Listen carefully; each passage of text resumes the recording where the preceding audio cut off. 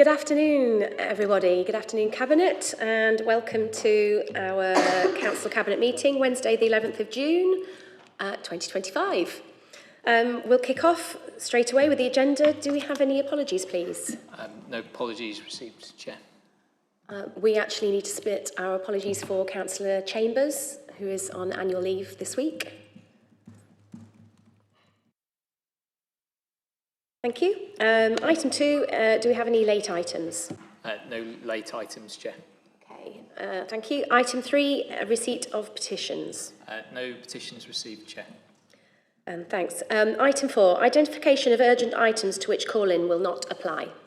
So items 8 and items 13, the sale of land and buildings, after consultation with the Chair of Exec Scrutiny, we've agreed to waive call-in for that, just given the deadline of negotiations for the sale. Okay, thank you for that clarity. Item 5, declarations of interest. No? Okay, thank you. Then the minutes of the last meeting held on the 14th of May 2025. Are we all happy that they are a true representation? Yep, okay. Thank you, Councillor Heathergrave. And item 7 are the recommendations from Executive Scrutiny Board, which I will take on a item-by-item basis. Okay, in which case we will move straight on to key decisions, and we move straight to item 8, which is the sale of land and buildings. Councillor Kozlowski. Thank you, Chair.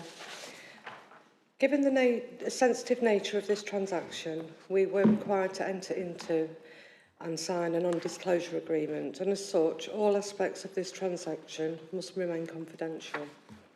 Details of the transaction are included in the confidential report at item 13. In essence, approval is sought to dispose of land and associated buildings in Spondon Ward. Myself as Cabinet Member, alongside Ward Councillors Poulter, Smale and Ralston, have been made aware of this proposed sale, and the recommendation is to declare the land as surplus as identified in the confidential report at item 13, and to agree to its disposal on the terms set out in that report. The reasons as stated at point 4 of the report are that in order to ensure best value for the site is achieved under section 123 of the Local Government Act 1972 and transparency to the disposal, external Red Book market valuation appraisals of the site and premises have been commissioned by both the purchaser and the council. The agreed disposal price is more than both the council and the purchaser external evaluation, and therefore offers best value for taxpayers in Derby.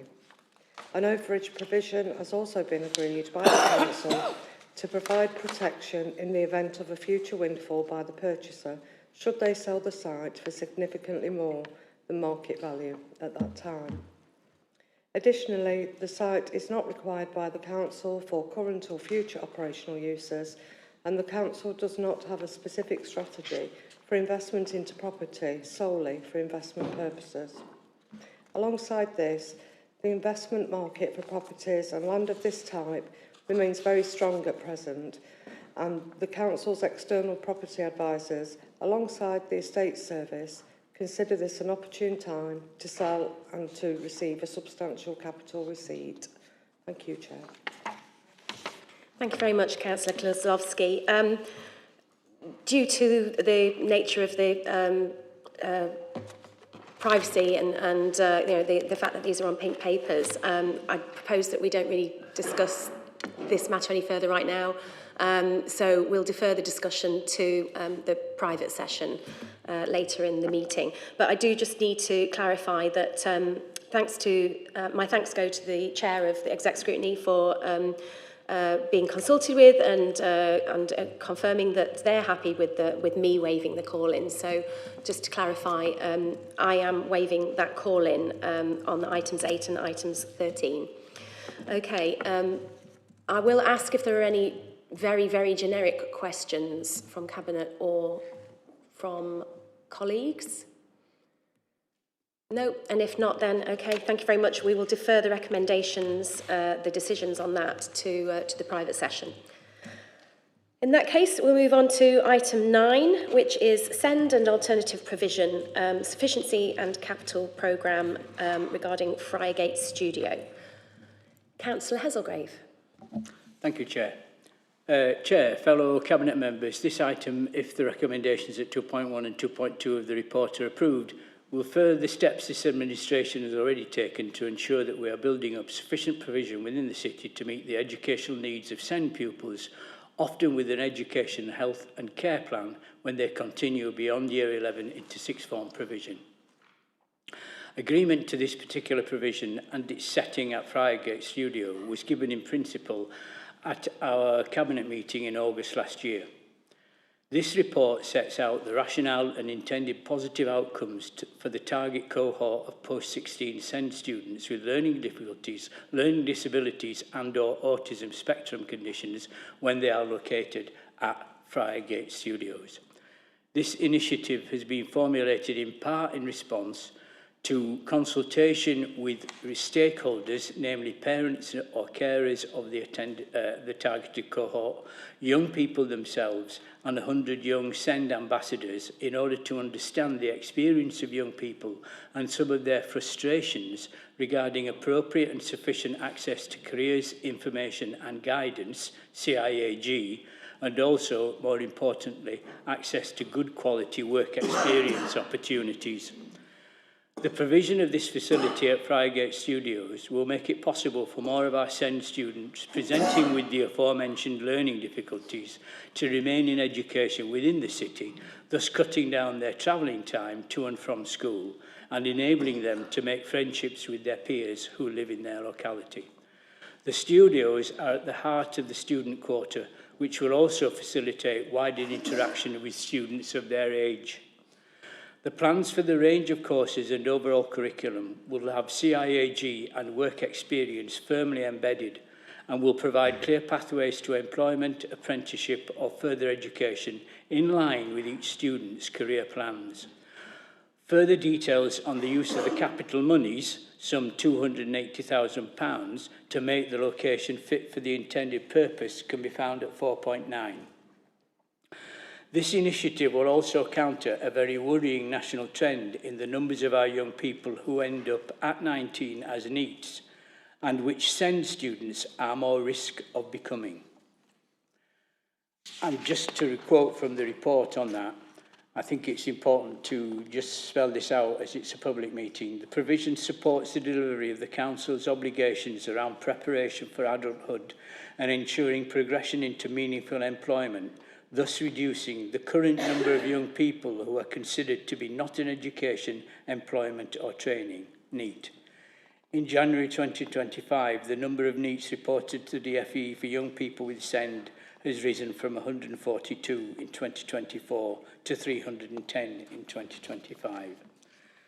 Finally, the transformative potential of this exciting initiative being developed at pace is the result of an element of co-creation with stakeholders, including the student voice, ensuring that through collaboration with businesses, CIAG staff and educators on site, the studios will provide a wraparound setting to enable the targeted young people to make their way in the world, develop their personal independence, giving them greater autonomy and agency in their lives.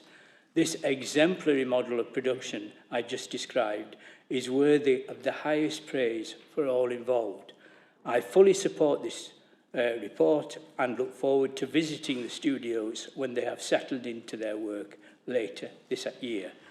Some colleagues who are officers are able to answer any detailed questions. Thank you. Thank you so much, Councillor Heselgrave.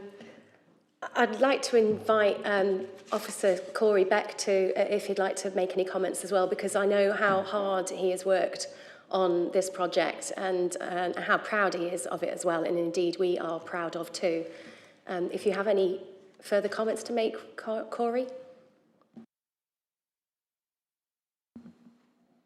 Thank you, Chair. I think Councillor Heselgrave summed up the provision, really well, and I think, really recognising that this is about getting our children and young people closer to the labour market through education, employment and training opportunities. and that significant challenge that we've got, you know, locally with the amount of young people that we're seeing fall into that NEET category, you know, and having doubled over the last 12 months. Actually, this allows us to bring those young people together in the heart of the city, where we're seeing a large number of gentrification projects and development happening, and actually allow us to engage those young people in the city. And I think this studio, this skills centre, allows us to bring that information, advice and guidance there, but also it remains with our employers as well. And actually that transient nature of our young people being close to that employment opportunity is where there's real strength in this paper. So, thank you. Thank you, Corey, and thank you for your hard work on this project. I'll draw attention to item 4.5, where it specifically says that this not only supports young people to be more visible by providing greater access to the city centre, but it also enables young people to become more adept at managing real-life situations, to travel independently and to build confidence to engage on a social level equal to their peers. And I think that couldn't be more important. And I'm going to be a little bit political here, because in a time where equality, inclusion and diversity is being dismissed by some politicians as being a waste of money, I couldn't feel more against that, that statement at all. This just goes to show how important inclusion is, and our young people, and how we need to invest in them to ensure that nobody's left behind. Do I have any comments from my cabinet members? Councillor Dinser. Yeah, I mean, I think I just want to echo your last point. Inclusion is really an important area, and having special education needs children to be able to aspire to post-16 education and get ready for work is really important, and this paper brings it closer to happening, and that's really good and positive. Thank you, Councillor Dinser.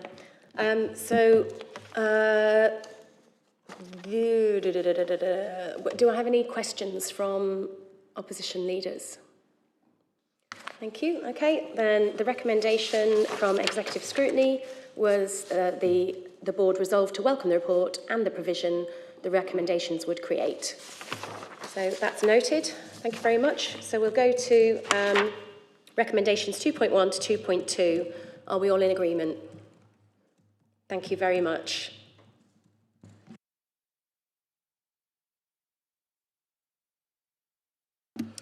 So we'll move on to item 10, which is compliance with contract and financial procedure matters. And I hand over again to Councillor Kozlowski. Thank you, Chair. This report deals with 4 main items.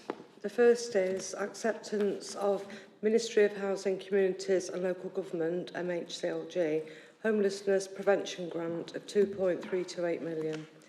This grant has been provided to the Council to ensure local authorities can focus on preventing homelessness, as well as funding the provision of temporary accommodation, and to continue to embed the changes required through implementation of the Homelessness Reduction Act.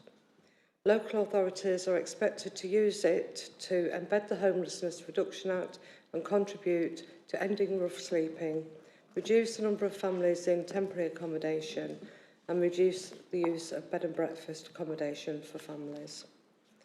Item 2 is acceptance of MHCLG Rough Sleeping Prevention and Recovery Grant of 1.166 million.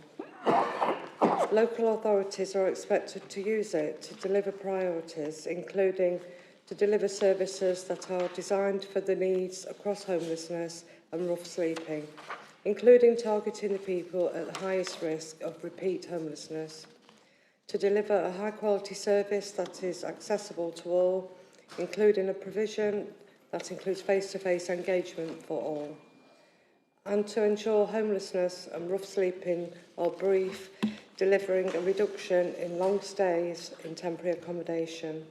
Derby Homes will deliver these services on behalf of the Council. Item 3 is the acceptance of revenue funding of 0.975 million over 3 financial years from the Heritage Lottery Fund for the Nature Town and Cities Strategic Initiative. This funding aims to support local authorities, their partners and communities with capacity and resources to put public green and blue spaces at the heart of their strategic thinking. The focus of the Derby application is on revitalising and expanding access to green spaces, using nature-based solutions and regeneration to create more resilience, improve quality of life and promote environmental sustainability, connecting people, wildlife and nature. The funding is to place access to nature recovery at the heart of local placemaking, co-create with communities and partners ambitious green space strategies, create strong and diverse partnerships with the local communities and businesses, develop implementation plans that will transform the way public green spaces are utilised. And the final item is early settlement of Derbyshire County Cricket Club loan. Cabinet approval is sought to accept the early settlement of a loan to the County Cricket Club, which will improve the Council's cash flow position. At August 2015, Cabinet approval was given to award a loan to the Cricket Club. The Cricket Club have approached the Council to request early repayment of the loan. Early settlement is allowed under the terms of the existing agreement. Once approval has been given from Cabinet, delegated approval is requested for the Section 151 officer in consultation with the Strategic Director for Communities and Place and the Cabinet Member for City Centre Regeneration Strategy and Policy to finalise the details of the early settlement once final terms have been agreed. Thank you. Thank you very much, Councillor Kozlowski. All really, really positive things. Obviously, the acceptance of the funding is really, really important. Applying for the Heritage Lottery Fund Nature Town and City strategy is really exciting. I'm sure Councillor Swan will want to share some thoughts on that. I'm sure we could all spend it 10 times over, couldn't we? Yeah, we'll all be itching to get our hands on that if it's approved. And then just congratulations from me to the Derbyshire County Cricket Club on being in a financially stable position to be able to repay a loan. I think that's that's a real testament to them. Okay, any questions? Councillor Swan, I thought you might have. Yeah, I think it's really exciting, and I hope that we will be able to utilise the funding listening to children and young people from the city. So in March this year and throughout the year, this Labour administration committed to the Derby Promise. Now, the Derby Promise saw 150 school children being supported through various events, very exciting. And the one thing that they talked about was their vision for a city and their communities. And they talked about greening, they talked about planting, they talked about less traffic on the road, they talked about cycleways, they talked about a place where they feel safe. So I know we've done a lot of work in this area, but there is more to do. And I'm really excited about this funding and the fact that it will be driven by children and young people who are the future of our cities. Thank you. Brilliant. Thank you, Councillor Swan. Councillor Nwaha. Thank you, Chair. I'm quite glad to see that we're in a position to receive the funds to help with homelessness and rough sleeping, because unlike in the past where some had opined that homelessness was a lifestyle choice, if you listen to people or speak to people, you would know that sometimes it's just one mistake that can land, or one life event rather, that can land people out on the streets. And I'm glad, I'm proud to be part of a city that still looks with compassion on people. And I'm happy to see that we're in a position to continue doing that. And of course, congrats, Councillor Kozlowski, for working on this and with officers as well. But we will continue to show through our actions that Derby is a place where people can be looked after to the best of our abilities.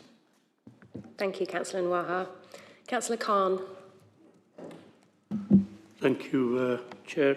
I think Councillor Kozlowski has explained everything sort of eloquently, but just for me to say that the homeless prevention one and the sleeping prevention grant, totally nearly 3.5 million, are very, very welcome, to say the least. And it's going towards the most vulnerable people in our society, those that need help most. So I really, really welcome this, and all of us know what a drain on our current situation, financial situation, that is, that homelessness and the prevention of homelessness has. So to get this grant is very welcome.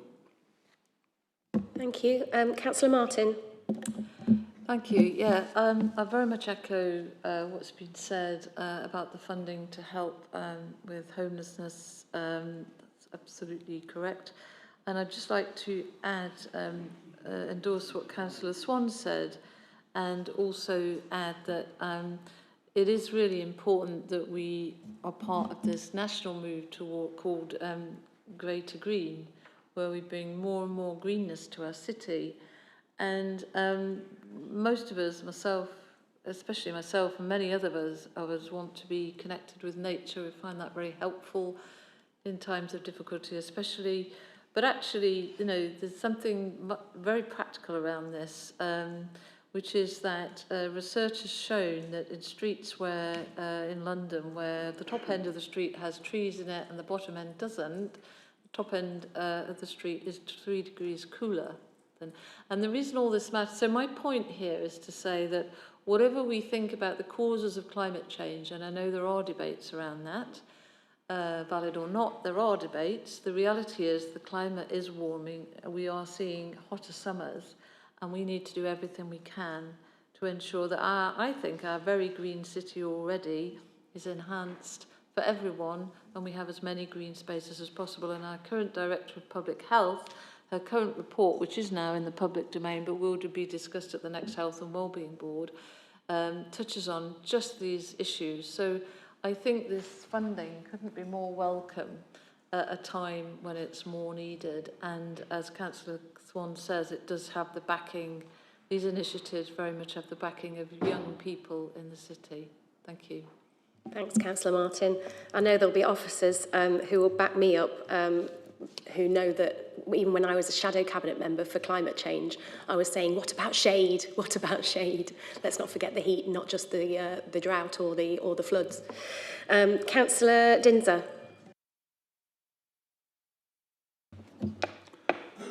Just on the blue and green funding application in terms of making our green spaces more accessible and have more shade. I just want to highlight paragraph 4.3.7, which also comments on the digital enablement and artificial intelligence strand, which will be developed if we're successful with this funding, in order to make sure that the monitoring, maintenance schedules and impact on biodiversity and blue-green space modelling will be enhanced. And as we know, but sometimes the media don't pick it up so well, artificial intelligence, Derby City Council is leading the country in terms of local authorities, not having one initiative, but across the City Council services, a number of initiatives which are looking at how to enhance, improve, and make our services more effective and efficient. And this is another example, if we're successful with this, of this happening in this council. And we are nationally leading on this. Well prompted, Councillor Dinser. And finally, Councillor Hazelgrave.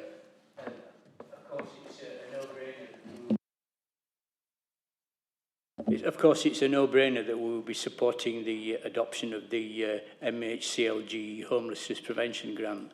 But I just wanted to mention something I heard on Radio 4 coming into the council house this morning, where there was discussion about homelessness and the fact that the Vagrancy Act of 1824 or 1825 criminalises homelessness. Now, it's clearly a Victorian attitude to homelessness, and I hope that we've moved on sufficiently, not just in terms of our attitude to people who are homeless, but also into a legal approach to it, if a legal approach is required, or definition. And I hope that the government will actually move that so that we can move forward and think in the 21st century about homelessness, and the fact that lots of people end up homelessness for a host of reasons, and some of them are just not of their own fault.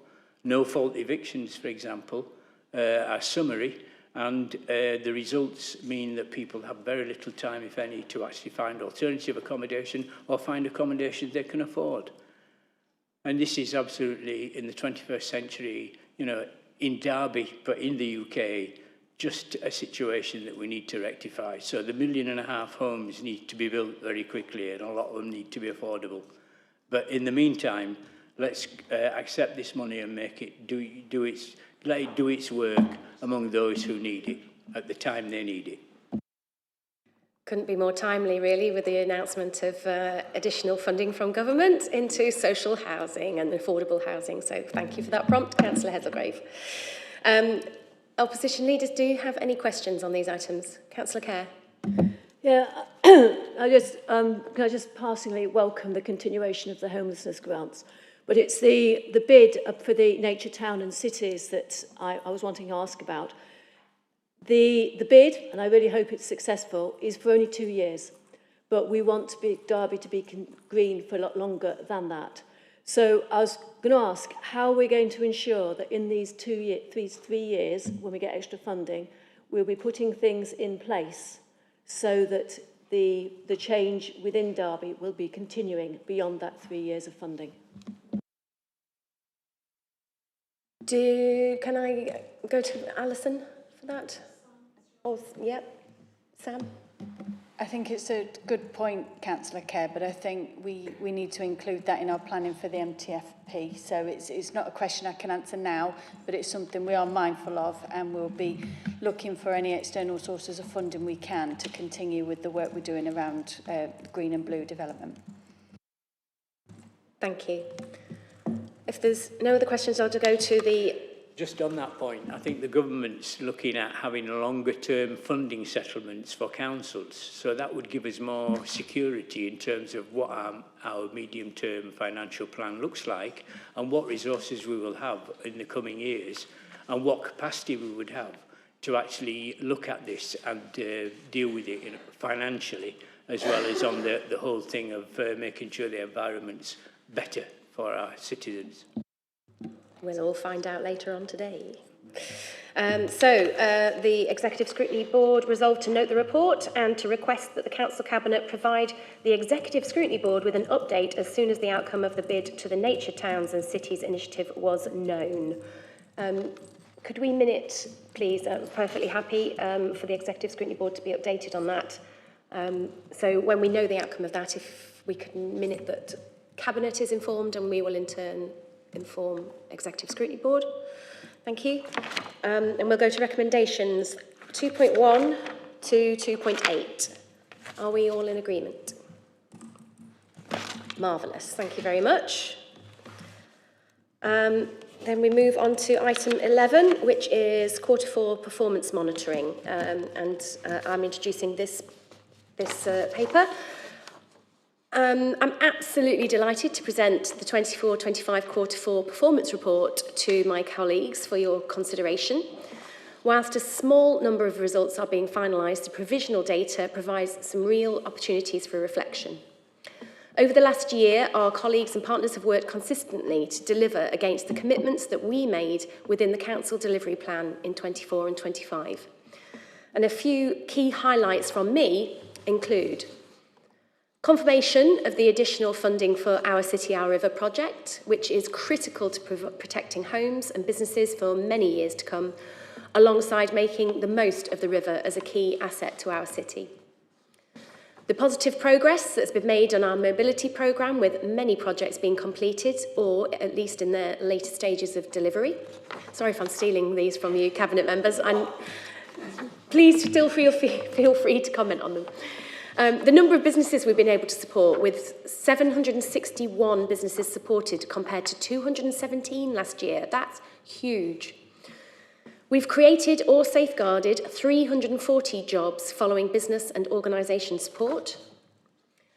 The innovative approaches that we've used to increase our temporary accommodation, such as Abbey Lodge, in response to the needs of our city. The significant progress we've made to ensure we were ready to open the Market Hall in May 2025.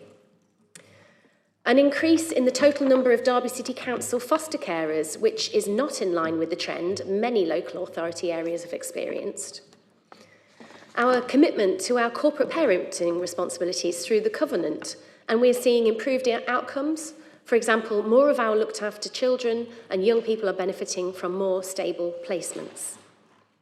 The continued work we do to support people to remain independent for longer, with more individuals participating in a falls prevention programme this year. That's up to 966 taking part in that programme compared to 738 last year. So while we recognise there are ongoing risks to delivery and to the city, we are absolutely on top of them and monitoring them carefully and mitigating wherever possible. Alongside continued opportunities for development and the 2025-26 targets proposed for approval in Appendix 2 of this report, they're a tool that we can use to continue to focus on making a difference for Derby. And if you go to Appendix 1, you will see a full overview of the performance at the end of March 2025. That was a brief summary. I beg your pardon if I've stolen any, but would any Cabinet members care to comment on the Q4 performance monitoring? Councillor Heselgrave. Chair, I'd just like to draw attention to just some of the achievements listed in the report which are relevant to my Cabinet briefs of specifically children's services, learning and skills. 97% of Derby local authority schools are currently judged as either good or outstanding.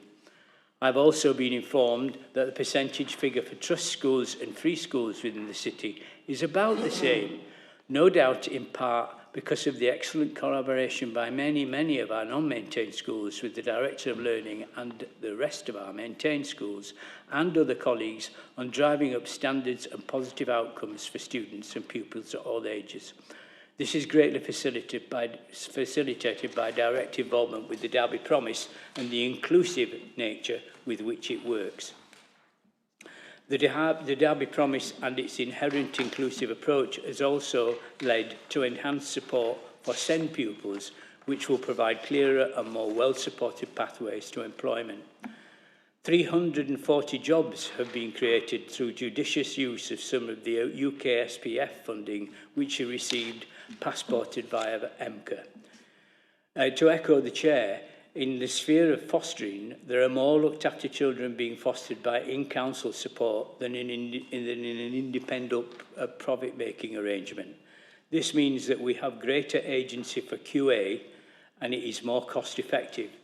It also means that the council can provide relevant training for fosterers to enhance their effectiveness. Kinship fostering as a council initiative has also grown, which is more likely to keep LACs in the city and at a lower cost than recourse to independent fostering agencies.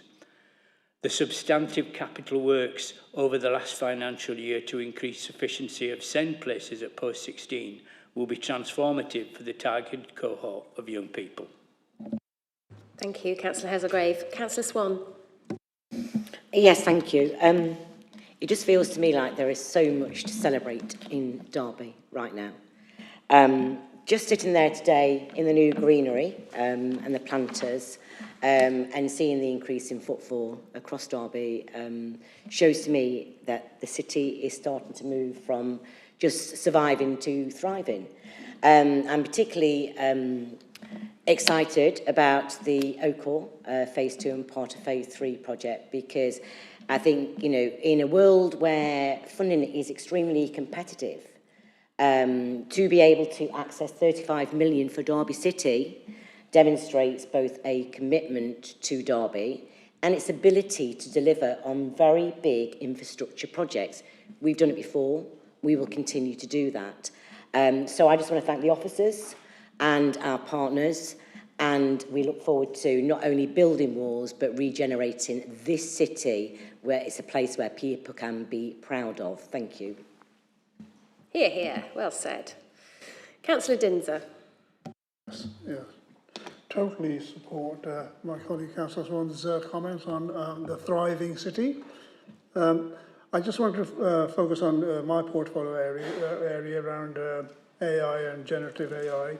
And under Work is Smarter, which is about making our council more efficient and effective and accelerating the pace and focus of change. We know that in this council, and I said earlier in the previous agenda paper, and I will say it again, and until the media start listening and maybe putting some of the positive stories out there up front,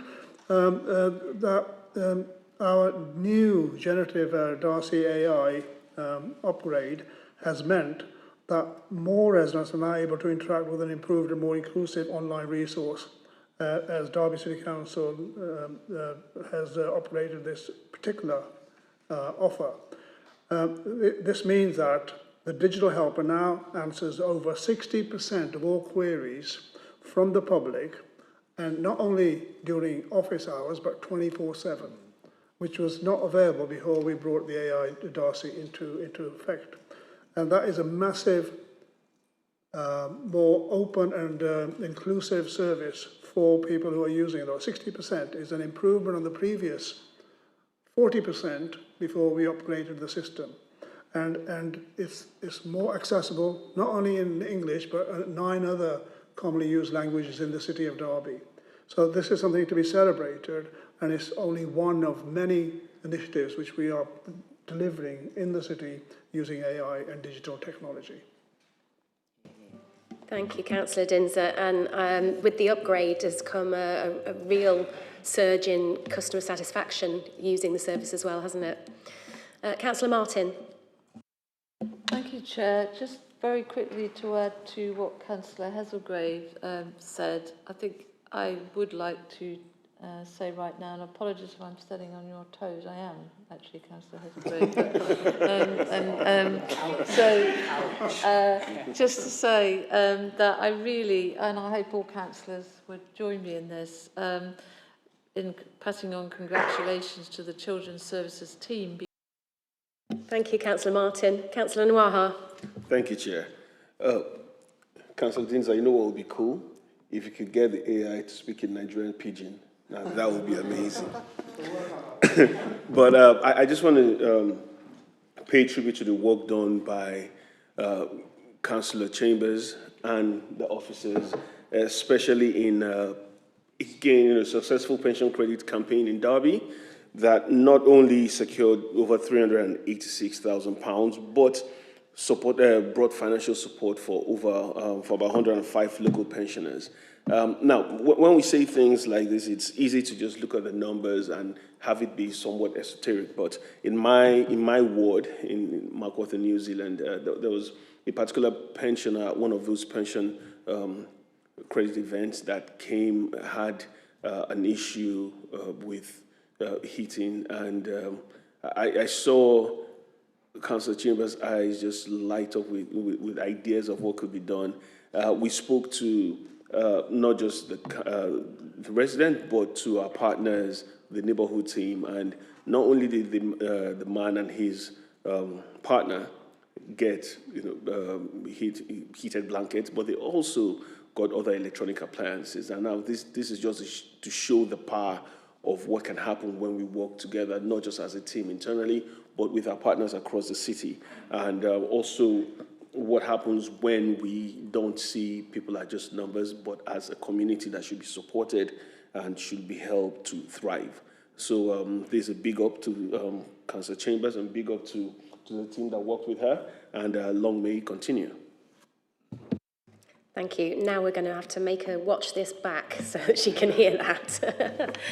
Okay, any questions from opposition members, leaders? Councillor Kerr? There were 3 areas, Chair, that I was wanting to ask what progress is happening on. Firstly, the Butterfly project, and it's clearly listed here as stalled. We've talked already at this meeting about the importance of green space, particularly for deprived communities. And I wondered if there would be a decision fairly soon, which I would hope would be to allow that land to become additional green space. What progress there would be, what time frame that might be able to work on.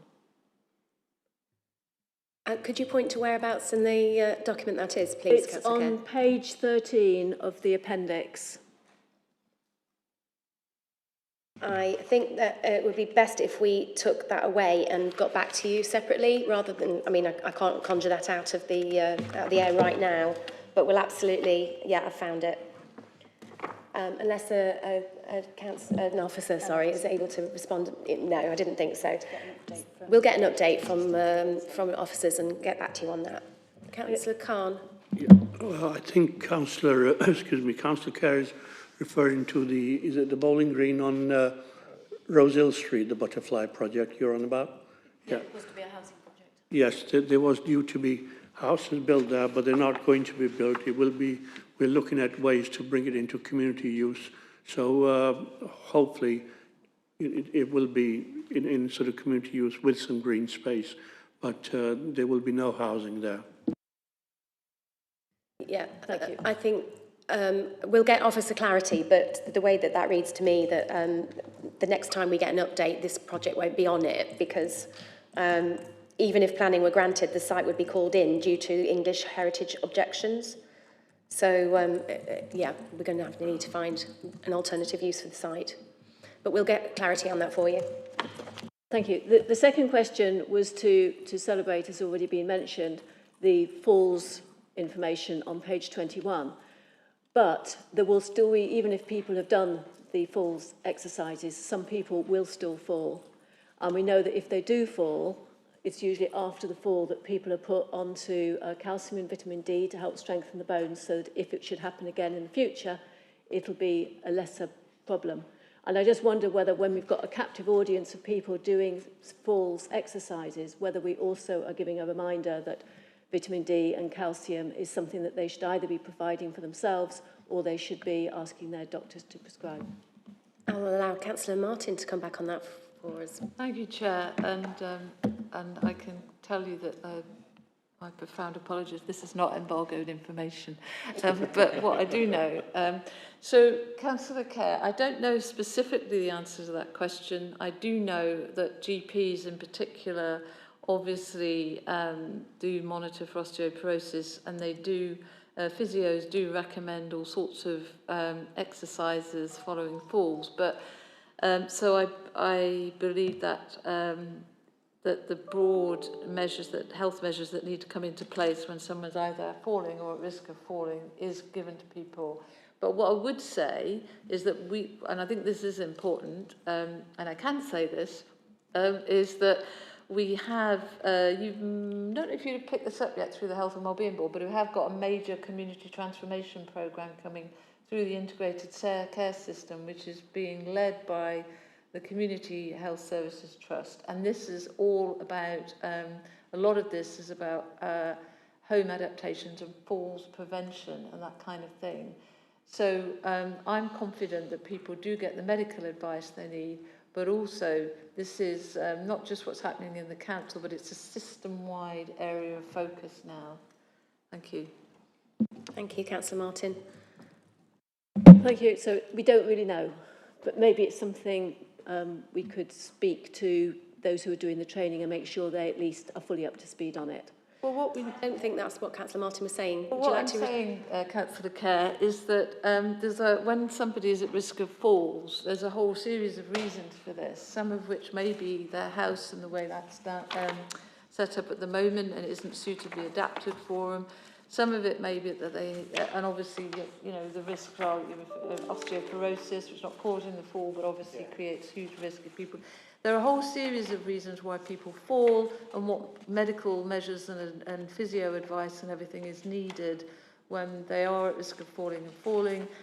I don't believe it's really the role of our LACs to offer medical advice, but there are community teams out there led by the Community Health Services Trust and GPs that do offer appropriate advice, and I think that's what I am saying, that I'm confident that people are being given the right advice for them. Thank you. Did you have a final question, Councillor Kerr? Yes, thank you. This is coming back to the very first page of this appendix, where we're talking about residual household waste, actual blue bin recycling contamination rate, and the percentage of waste recycled.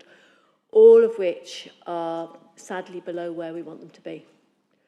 And the trend is also adverse. And I just wondered whether we're going to be having a major project, a bit of publicity, or what other initiatives are going to be happening to be able to turn around those things beyond what is already doing. And I recognise this is a quarter in arrears. Thanks, Councillor Kerr. Councillor Nwaha. Thank you, Chair.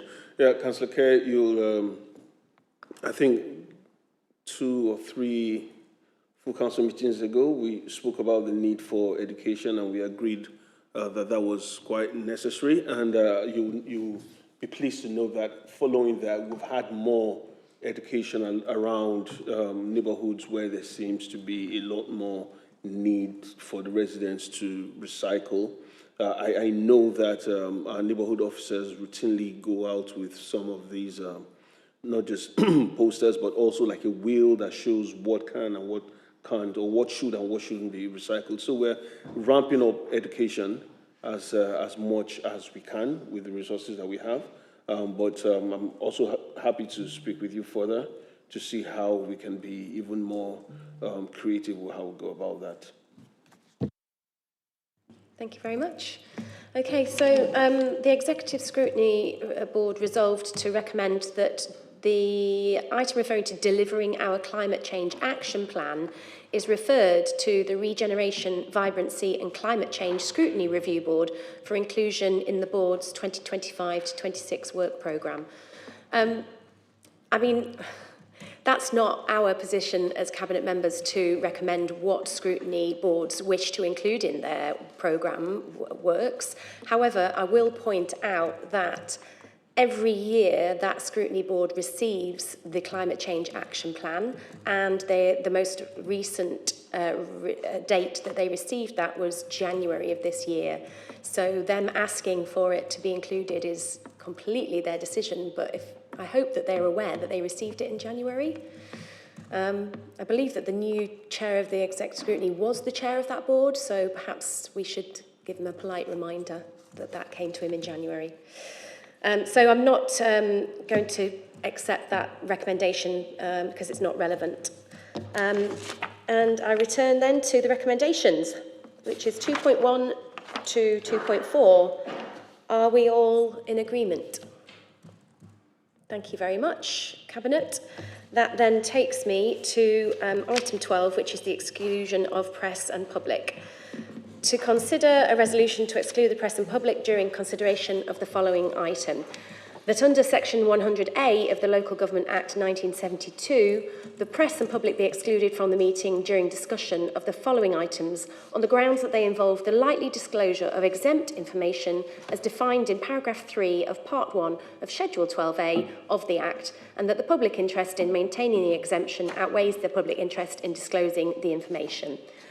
Do we all agree to the exclusion of the press and public? Thank you very much. Thank you. And good night, Derbyshire Live.